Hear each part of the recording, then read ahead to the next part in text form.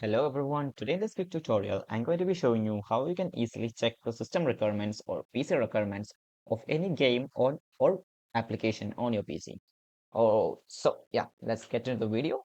First thing you have to do is open your browser.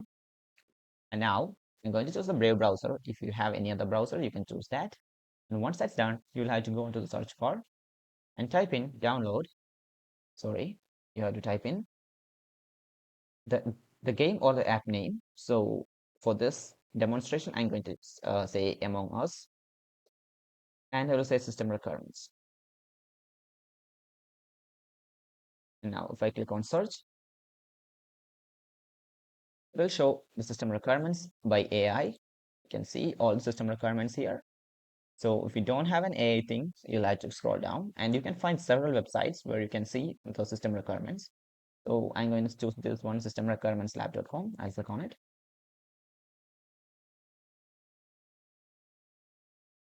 And now we can see all the system requirements, minimum system requirements for the game in here. So that's how we can easily check the system requirements of any game on your PC. So that's it for today's video. Hope you found this video informative. If yes, please do like, share, and subscribe. And thank you for watching. Have a nice day.